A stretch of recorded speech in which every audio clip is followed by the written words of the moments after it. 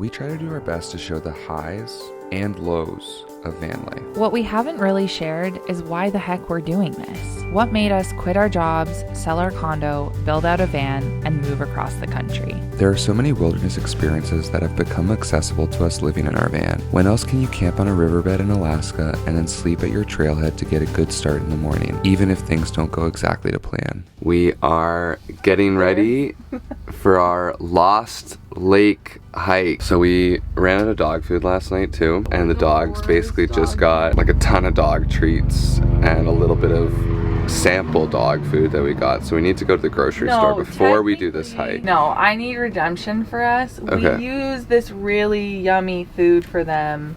Yes. As treats, because it's like a raw freeze-dried thing. Yeah. And they think it's treats. We've bamboozled them. So they ate actual food for dinner. Yeah, they ate food. It was a mismatch of a bunch of different foods, and we desperately need to go get them dog food so that they can samples eat. Plus 2 Dentastix each. But they hadn't had Dentastix yet that day, so I think that's okay. And as per usual, on a hike like this, we are going to bring Chugach, and Clyde is going to be a little princess in the van for the day, because it is too long and hard for him. So. Clyde the prince. We were just about to leave for our hike, and we turned our little Garmin on to let our family know that we're all good. Anyways, it's dead, so we'll just be chilling for a moment. Get some reading in. One day, meditate and do more stretching. Those are both one good day things. we'll leave for a hike before noon. One day. That day is not today. Not today. The absolute #1 main reason we made this jump to live in a van was so we could get out into nature as much as possible.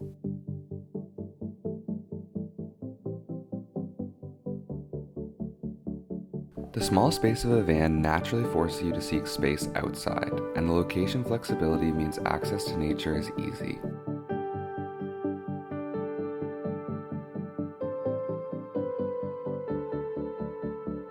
We are outside all the time, and that has been the best gift.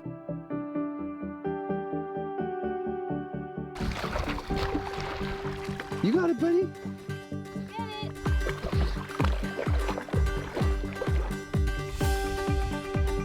Oh.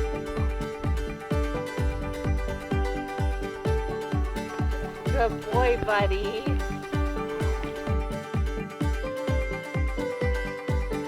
We named our van Meraki, which is loosely translated from Greek to mean to do something with your soul, creativity, or love, or in other words, to put the essence of yourself into your work.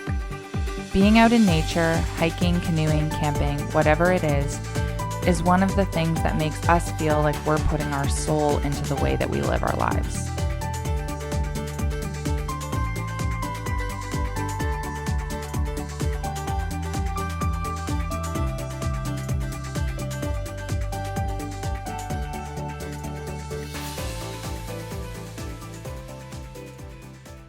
What have we learned about the toilet?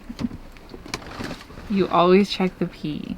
Yeah. Kate, here's what I should have cleared with you. Uh-huh. I thought that if it overflowed, it would just come out the hole, so I thought I'd know. No.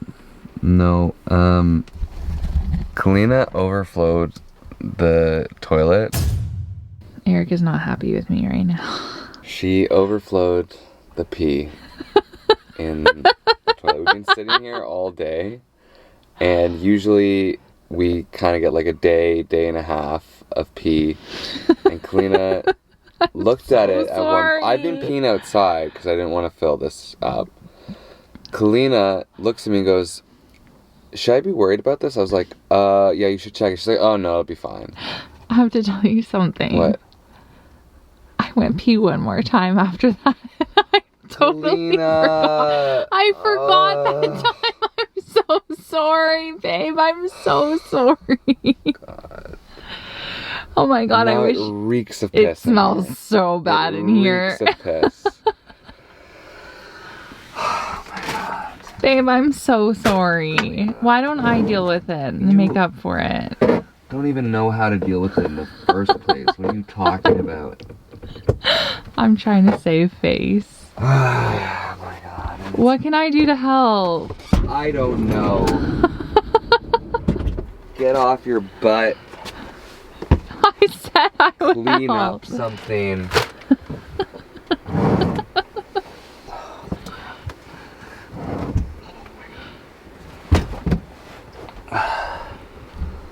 I love you so much. I love you too. Do you remember how nice I was to you earlier? I do.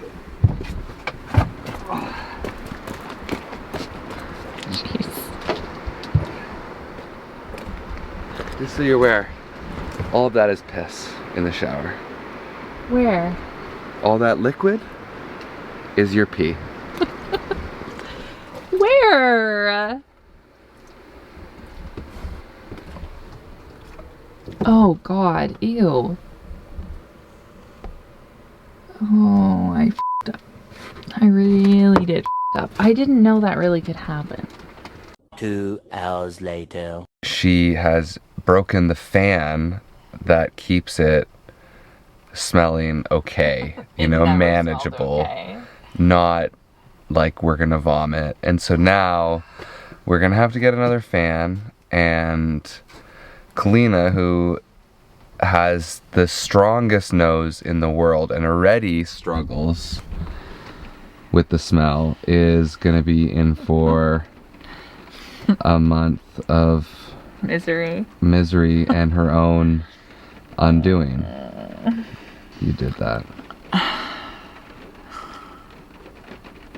It's not often that you're the one who says it'll be fine and then it's not. It's usually me that says it'll be fine and then it isn't. Yeah, Eric, and the last time you said it'll be fine and it isn't, we ended up in a riverbed.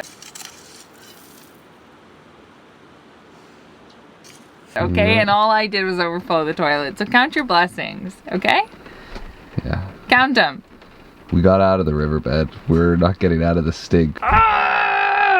Another big reason for choosing this lifestyle has been an attempt to have time for the things that are most important to us. One of those things is having more downtime and the ability to live slower. We haven't always nailed that and have found ourselves rushing from one town to another. But when we have prioritized slow, like we did in Homer, Alaska, it has felt so good. It's something we're still working on and hoping to get better going forward.